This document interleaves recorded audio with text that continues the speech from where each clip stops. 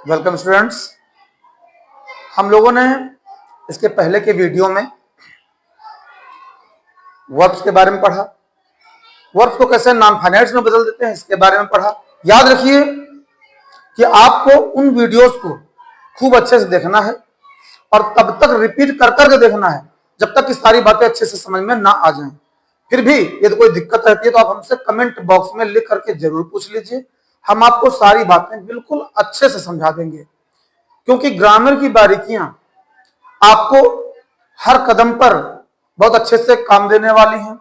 जब आप कोई भी टॉपिक पढ़ रहे होगे, उसको हल कर रहे होगे तो भी जरूरत पड़ेगी, और जब आप कॉम्पिटिटिव एग्जाम्स में बैठोगे तो भी आपको बहुत ज्यादा सहायता मिलने वाली है। आज मैं आपके सामने एक नया टॉपिक लेकर आया हूं, क्लाउज के बारे में सुना होगा अवश्य, और उसके बारे में जो भी जानकारी आपको ना होगी वो सारी जानकारियां मैं आपको इस वीडियो के माध्यम से दूंगा, जिससे कि आप जब हम synthesis of sentences, syntax of sentences, direct indirect narration, speech, active and passive voices, इनको जब पढ़ें तो सारी बातें हमें अच्छे से समझ में आसानी से आ जाएं। तो आज हम पढ़ेंगे क्लॉज के बारे में।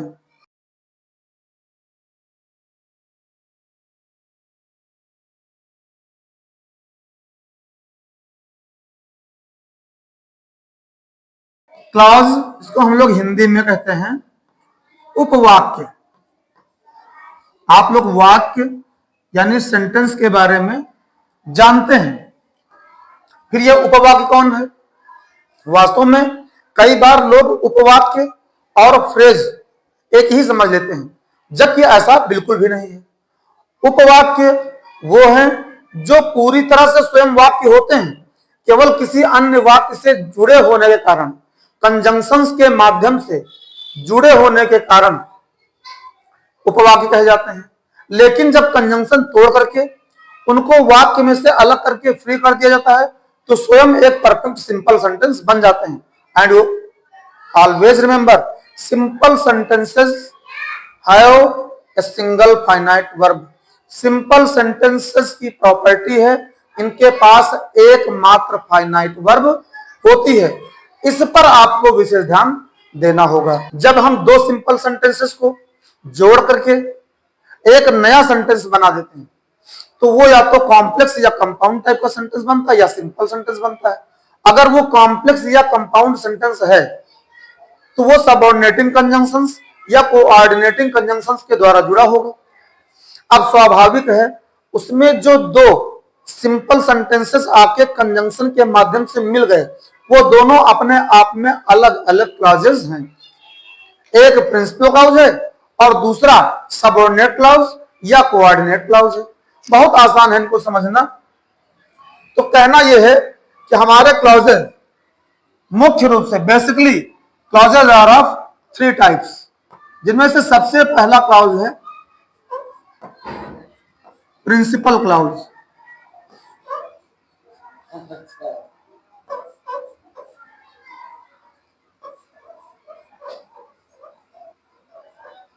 सबसे पहला क्लॉज है प्रिंसिपल क्लॉज, और प्रिंसिपल क्लॉज को हिंदी में कहते हैं मुख्य उपवाक्य।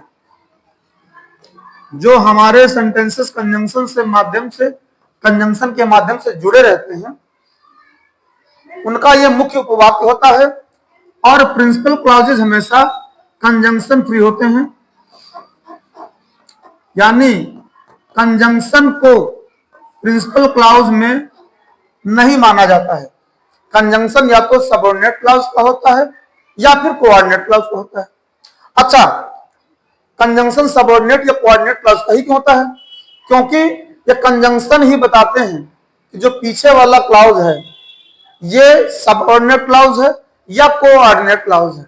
अगर आप सबऑर्डिनेटिंग कंजंक्शन यूज करोगे तो सबऑर्डिनेट क्लॉज बनेगा, अगर आप कोऑर्डिनेटिंग कंजंक्शन यूज करोगे तो कोऑर्डिनेट क्लॉज बनेगा।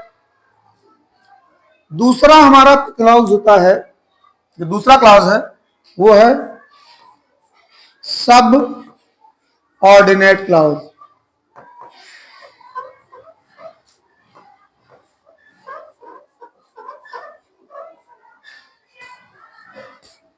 इसको हिंदी में कहते हैं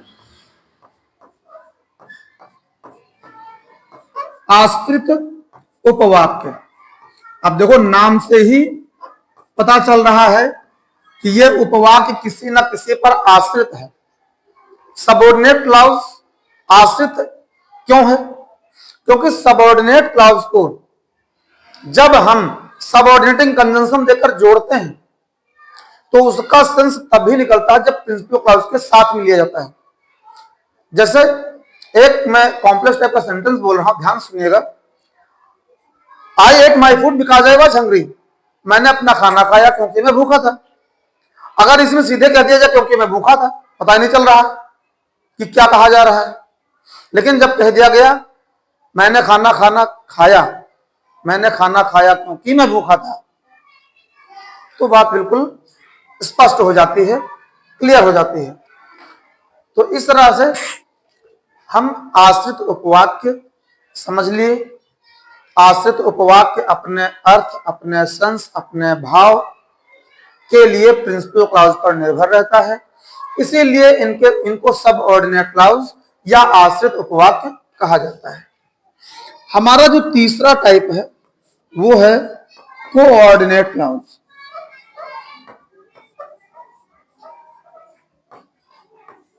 कोऑर्डिनेट क्लाउज को हिंदी में कहते हैं समान पदीय उपवाक्य।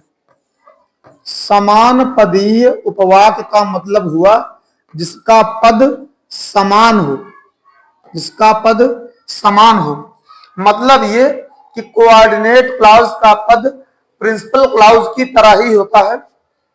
ये पूरी तरह से अपने अर्थ, अपने भाव, अपने सेंस के लिए प्रिंसिपल क्लाउज पर निर्भर नहीं करता। कहना यह है कि जो कोऑर्डिनेट क्लाउज है ये कोऑर्डिनेटिंग कंजंक्शन के माध्यम से प्रिंसिपल क्लाउज में जुड़ा रहता है, लेकिन फिर भी ये कुछ ना कुछ प्रिंसिपल क्लाउज पर निर्भर करता है। और यही कारण है केवल एक कि हम कोऑर्डिनेट क्लाउज को प्रिंसिपल क्लाउज से कोऑर्डिनेटिंग कंजंक्शन के माध्यम से जोड़ते हैं। तो इस तरह से हमारे पास तीन क्लाउज आ गए। क्लाउज का मतलब उपवाक्य, उपवाक्य का मतलब वाक्य का एक हिस्सा जिसके पास अपनी खुद की फाइनाइट वर्ब है। ये लाइन याद रखना, इस लाइन को जरूर याद रखना कि क्लाउज के पास अपनी स्वयं की खुद की एक फाइनाइट वर्ब, एक निश्चित क्रिया होती है। फ्रेज में और क्लाउज में यही फर्क है, क्योंकि फ्रेज भी वाक्य का, सेंटेंस का एक हिस्सा होता है और क्लाउज भी सेंटेंस का एक हिस्सा होता है। अंतर केवल इतना कि फ्रेज के पास अपनी वर्ब नहीं होती और क्लाउज के पास अपनी स्वयं की वर्ब होती है। इसीलिए जब हम कंजंक्शन को तोड़ करके क्लॉजेस अलग कर देते हैं तो वो अलग अलग सिंपल सेंटेंसेस बन जाते हैं, जबकि फ्रेज के साथ ऐसा नहीं। फ्रेज माने भी होता है वाक्यांश, वाक्यांश माने वाक्य का अंश, वाक्य का हिस्सा, वाक्य का टुकड़ा। हालांकि फ्रेजल वर्ब्स अलग से आती हैं। कई बार हम अपने वर्ब्स में प्रीपोजिशंस जोड़ करके या कुछ अन्य शब्द जोड़ करके फ्रेजल वर्ब बनाते हैं। Sit down, stand up. Sit बोलो तब भी व्यक्ति बैठेगा और नीचे ही होगा, स्टैंड बोलो तब भी व्यक्ति खड़ा होगा और ऊपर ही होगा। अंतर फिर क्या है? सिट डाउन तब भी नीचे और स्टैंड अप तब भी ऊपर। इसके बारे में हम लोग बाद में चर्चा करेंगे, पहले क्लाउज पर अच्छे से हम समझ लेते हैं। अब प्रिंसिपल क्लाउज वो क्लाउज है जो कंजंक्शन फ्री होगा। अलग से आप अकेले इनका अर्थ निकालिए, पूरी तरह से एकदम फिट अर्थ निकालेंगे। अपना पूरा अर्थ अकेले निकाल लेने का कारण ही केवल यही है कि इनके पास कंजंक्शन नहीं होता है। दूसरा टाइप है सबऑर्डिनेट क्लाउज, यानी आश्रित उपवाक्य। ये सबऑर्डिनेटिंग कंजंक्शंस के माध्यम से जुड़े रहते हैं, इसीलिए आश्रित उपवाक्य कहे जाते हैं और ये हमेशा अपने अर्थ के लिए प्रिंसिपल क्लाउज पर निर्भर रहते हैं। तीसरा हमारा है कोऑर्डिनेट क्लाउज, यानी समान पदी उपवाक्य। ये भी प्रिंसिपल क्लाउज से कोऑर्डिनेटिंग कंजंक्शंस के माध्यम से जुड़े रहते हैं, लेकिन ये अपने अर्थ के लिए पूरी तरह से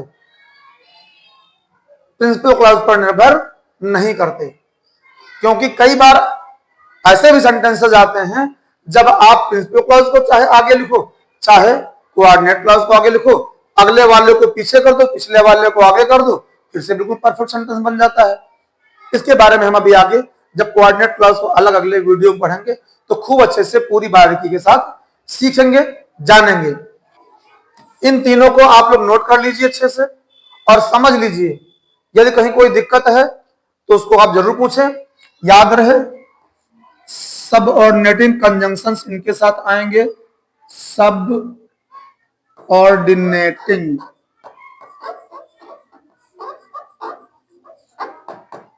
कंजंक्शंस का यूज हमारे सबऑर्डिनेट क्लाउज साथ होता है, जबकि कोऑर्डिनेट क्लाउज के साथ कोऑर्डिनेटिंग कंजंक्शंस का यूज होता है।